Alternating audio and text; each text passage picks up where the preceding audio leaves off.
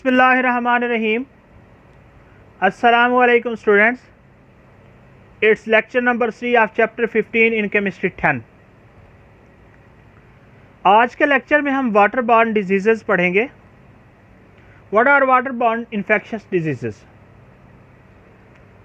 All those diseases that spread because of drinking polluted water or eating food prepared with polluted water are called waterborne infectious diseases। यानी ऐसी बीमारियां जो polluted water के पीने से या फिर ऐसी खुराक के खाने से जिसमें polluted water इस्तेमाल हुआ हो फैल जाएं, ऐसी बीमारियों को कहते हैं waterborne infectious diseases। Water pollution क्या होती है? वाटर पोल्यूशन क्यों होती है? Contamination of water is called water pollution. और ये होती क्यों है? Water pollution may be due to toxins और माइक्रो ऑर्गेनिजम्स। टॉक्सिन्स क्या होते हैं? Toxins may be arsenic, mercury, calcium, lead and many other organic chemicals. Micro organisms are viruses, bacteria, protozoans and worms.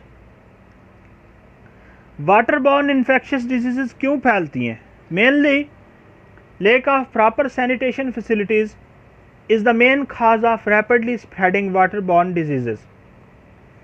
तो कुछ waterborne diseases को हम यहाँ discuss करेंगे। नंबर 1 है diarrhoeal disease. intestinal diseases such as cholera that may cause dangerous dehydration, इसको हम कहते हैं diarrhoeal disease.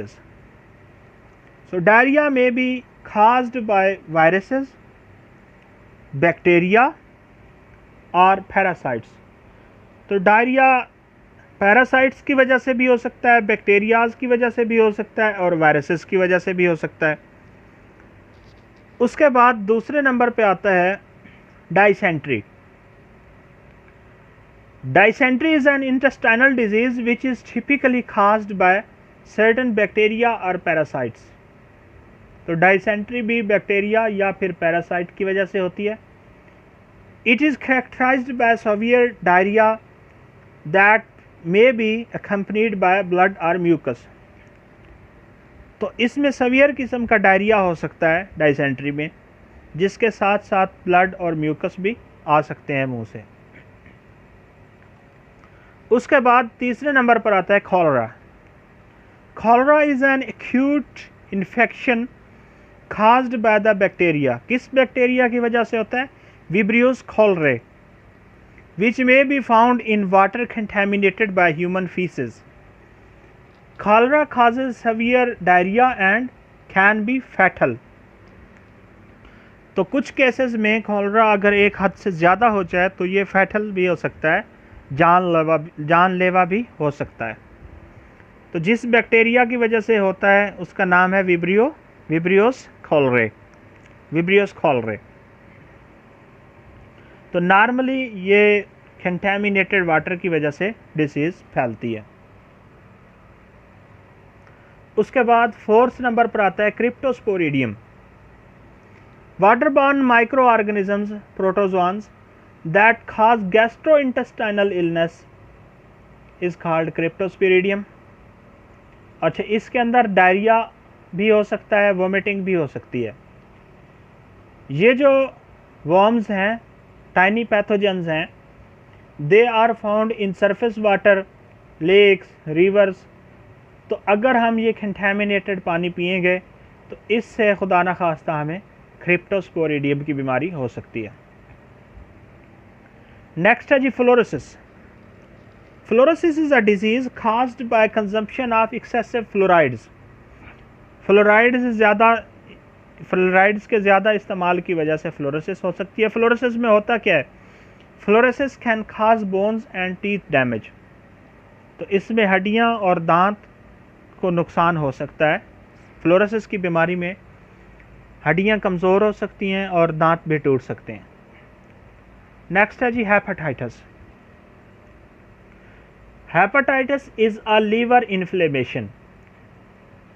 Hepatitis is a liver inflammation. ये लीवर इन्फ्लेमेशन की बीमारी है, commonly caused by one of the 5 viruses, ये 5 बड़े मशहूर वायरसेस हैं, hepatitis A, hepatitis B, hepatitis C, hepatitis D और हेपेटाइटिस ई। इनकी में से किसी एक वायरस की वजह से हेपेटाइटिस की डिजीज़ हो सकती है। Hepatitis A and E can be transmitted by contaminated water. तो इन 5 में से हेपेटाइटिस ए और हेपेटाइटिस ई ये कंटामिनेटेड वाटर की वजह से ट्रांसमिट होते हैं। उसके बाद नंबर आता है हुकवर्म का। Hookworm is a parasitic worm that infects the small intestine. Severe cases can result in anemia. Anemia. What is anemia? Lack of red blood cells is a disease in which red blood cells are reduced is called anemia. यानी खून की कमी को कहते हैं anemia. And stunted growth. तो hookworm की वजह से anemia भी हो सकता है और stunted growth भी हो सकता है। Hookworm larvae enter the body through the skin. ख़ास तौर पर पैरों के ज़रिए ये बॉडी के अंदर दाखिल होता है। Hookworm infect about 1 billion people world wide for annum.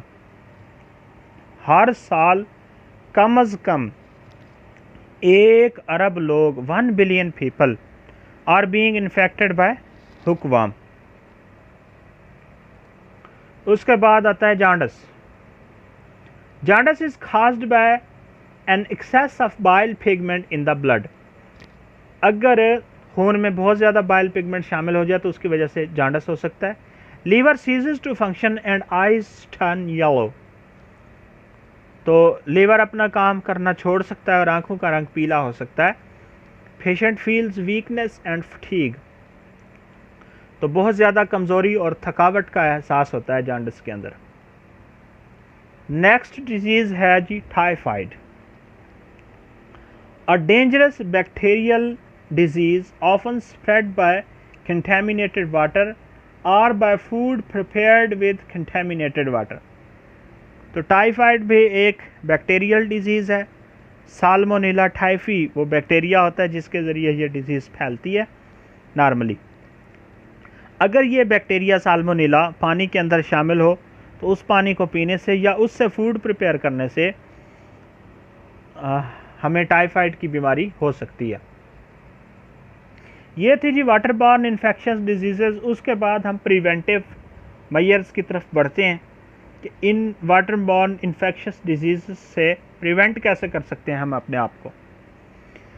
Water borne infectious diseases can be prevented by taken the following measures. Number 1 provision of safe water. Number 2 disposal of sewage. And number 3 is control of toxic chemicals. So number 1, provision of safe water. Drinking water must be properly treated and purified.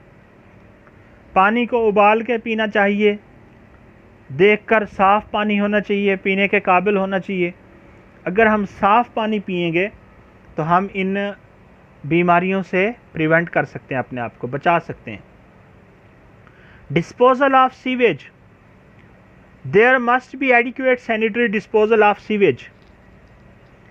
Any type of waste must not be thrown or discharged directly in water supplies or reservoirs. पानी के reservoirs में किसी किस्म के sewage water को दाखिल नहीं करना चाहिए ताकि हम वाटर बॉर्न इन्फेक्शस डिजीज़ से बच सकें। Third one is control of toxic chemicals.